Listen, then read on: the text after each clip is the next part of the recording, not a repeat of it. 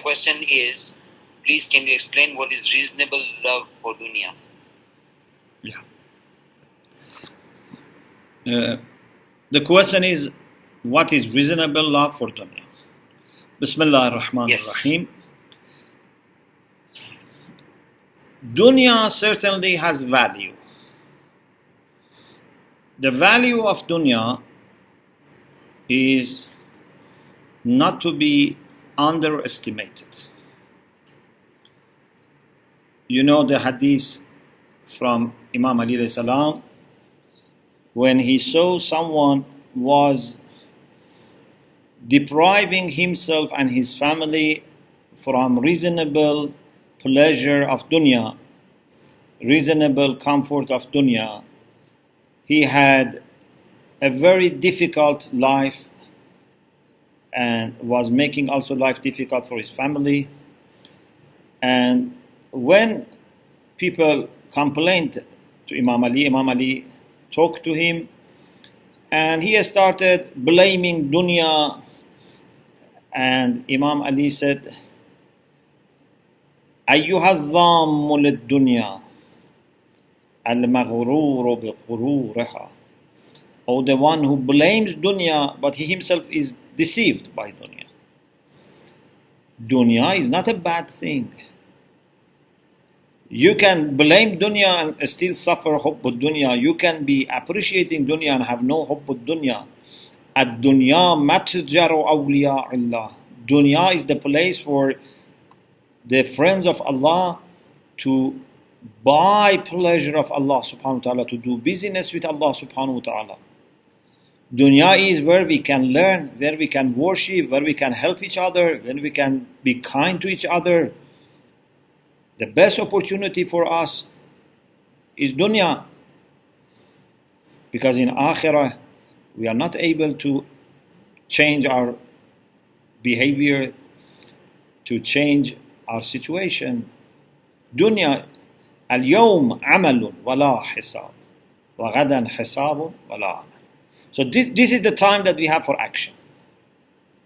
So, if we love dunya as an opportunity for improving ourselves, for doing good, for bringing good, this is good. This is reasonable love for dunya. If I eat, I drink, I have dress, I have rest, I have house, I have a means for transportation that would help me in having a healthy, comfortable, but at the same time a spiritual life, that's good. But if dunya becomes my end, my purpose, my reason for living, I live because I want to gain money. I live because I want to gain power. I live because I want to eat delicious food. I eat because I want to go for holidays. If these become the reason for our life and the purpose of our life, this is problem. This is hubb dunya. So, when it goes beyond limits, when it becomes excessive, when it becomes by itself the purpose for our life, when we somehow start worshipping dunya, then that's the problem. Otherwise, mu'min loves dunya, loves every gift of Allah in dunya, every day, not only day, every minute, every second of our life is valuable. Every blessing of Allah that we have in dunya is valuable. Our children, our family, our friends, our community, humanity, nature, environment, water, all are valuable things. But as long as we don't take them as our lords, as our ends. Amir al-Mu'minin salam says in Nahj al-Balagh that man absara biha bassarathu. Whoever tries to see through dunya, uses dunya as a lens to see the truth, he can benefit from dunya. And dunya make him able to realize many, many things. Where do you learn history? Where do you learn hikmah? Where do you learn knowledge? In dunya. But man absara ilayha a'mathu. If instead of trying to see with the help of dunya, you look at dunya and stare at dunya, then dunya make you blind. Like if I have a beautiful glasses, pair of glasses, and instead of using it as a means, as an instrument to look through it, I just start looking at my glasses and enjoy looking at them. I cannot read anything. I cannot improve my vision because I have not put it on my eyes. This is making me blind. So this is what we mean by balanced or unbalanced love for dunya. Thank you very much, Sheikh. You're welcome.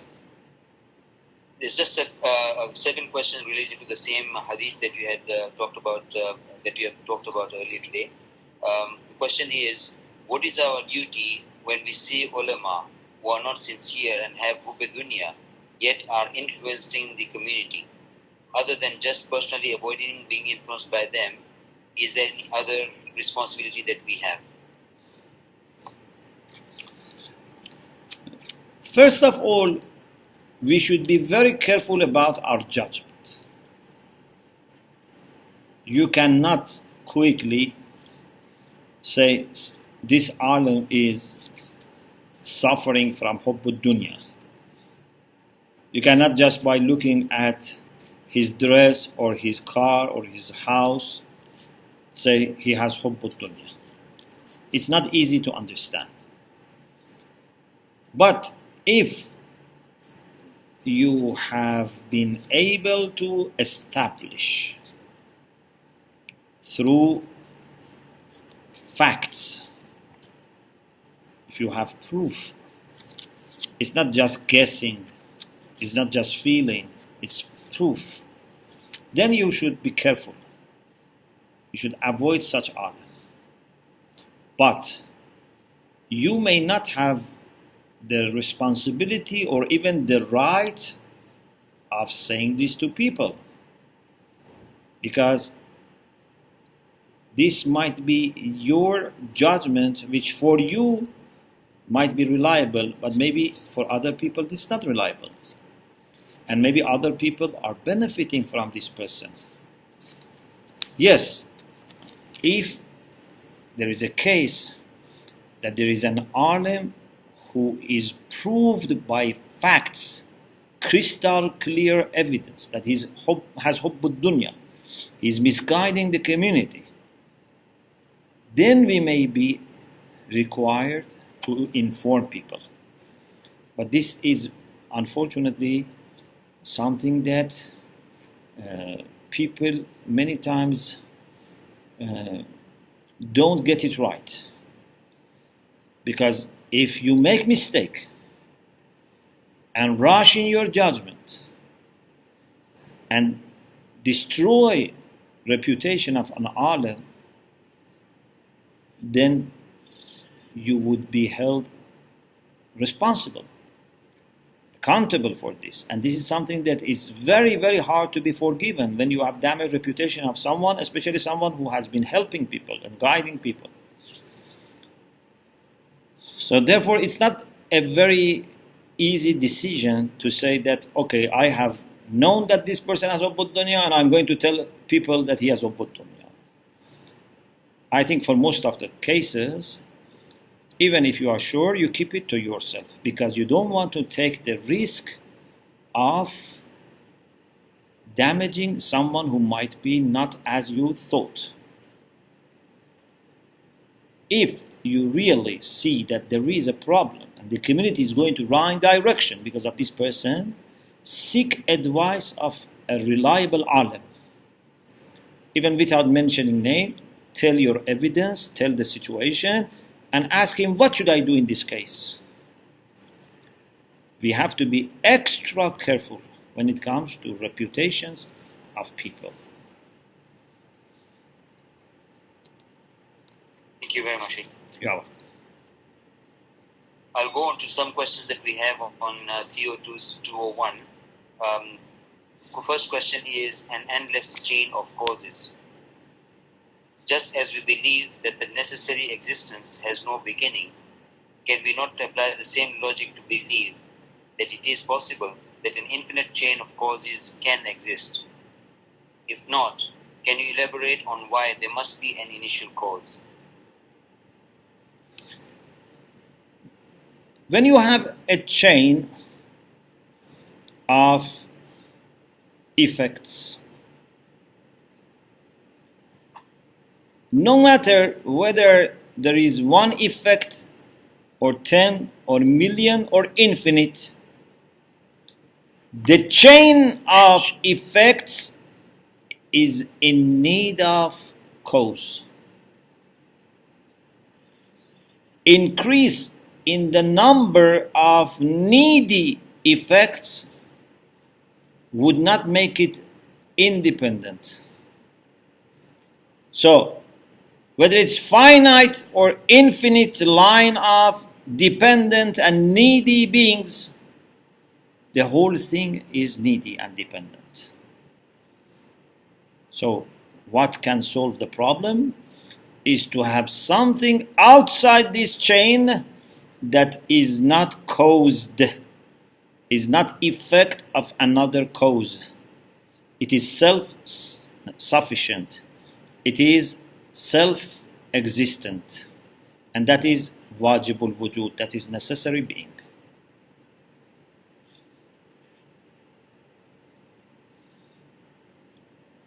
Thank you, Sheikh. You're welcome. So question number 2 on Theo 201, attribute of action.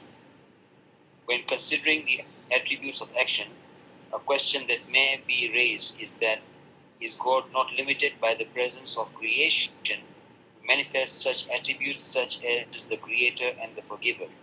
Is God dependent upon his creation to demonstrate some of his attributes?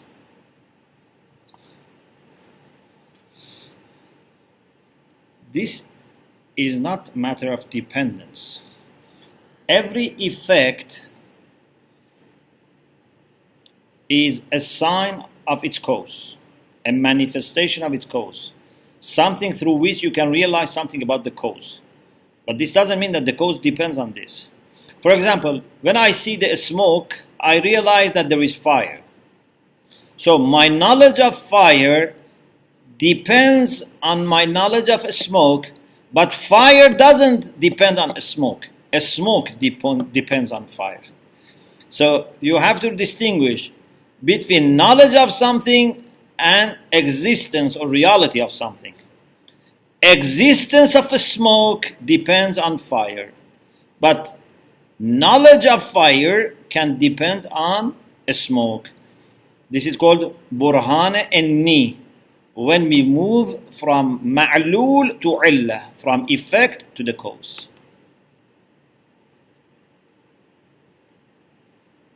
Can you hear me? Can you hear me?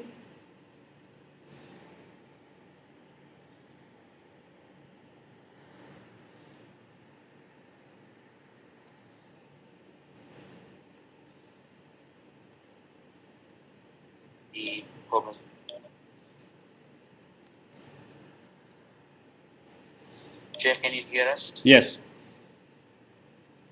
Did you hear my last answer? No, we did not hear your last answer. We got disconnected as soon as I finished the question. Okay. What I said was, what we need to do is to distinguish between existence of something and knowledge about something. When I see a smoke, I realize that there is a fire. My knowledge of a smoke helped me to come to understanding that there is fire. But fire did not depend on smoke in its existence. It's the other way around. So, existence of smoke depends on existence of fire, but knowledge of fire depends on knowledge of smoke. This is what we call burhan enni. When we move from ma'lul to illah, we move from effect to the cause. So when it comes to Allah subhanahu wa ta'ala, sometimes we look at his creatures and we discover some of the qualities of Allah subhanahu wa ta'ala, but this doesn't mean that Allah in his existence and qualities depends on these things. No, our knowledge of those qualities of Allah depends on our knowledge of these things, but the existence and reality of these things depend on existence of Allah subhanahu wa ta'ala. So Allah is not needy, we are needy in our knowledge to use these things in order to move towards the cause of these things. Thank you very much, Sheikh. You're welcome. Next question again, there are a couple of general questions remaining, and I believe we have some time. We hope that the audio will keep on working with us today. Inshallah. So the next question is, Quran is an integral part of our lives. Why recitation of Quran is not made wajib on us like Salah? Of course, part of the recitation is wajib, as we have to recite Hamd and one chapter in every wajib salat. And therefore, every person who says prayer is also doing some recitation. But in addition to that recitation, which is wajib, we are highly recommended to recite the Quran. But because religion of Islam is a religion which is supposed to be easy to practice, as Rasulullah said, بُعِثْتُ عَلَى شَرِيعَةٍ سَمْحَةٍ سَهْلَةٍ. There are many things that Allah would recommend us to do but would not make it obligatory, so that life would not be difficult for people whose life circumstances are very difficult, or maybe they don't have that much, desire for improvement, for spirituality. So we have to accommodate different types of people. The things which are necessary and our bottom line, they are wajib. Something that everyone should be able to do it in all circumstances. Then, when we want to go higher, then we should have other sets of instructions which are recommended for people who have more ambitions. So, this is why in Usul al-Fiqh, inshallah, when you study Usul al-Fiqh, we say, in every command, whether it be obligatory or recommended, there is maslahah, there is interest. But sometimes that maslahah is mulzimah, sometimes is not mulzimah. When the interest is something without which you cannot gain perfection, it becomes wajib. When there is maslahah that without which still you can become perfect, but maybe it takes longer, or maybe it limits the level of your perfection, then it is mustahab. So both wajib and mustahab have maslahah. But how much maslahah is there makes it either wajib or mustahab.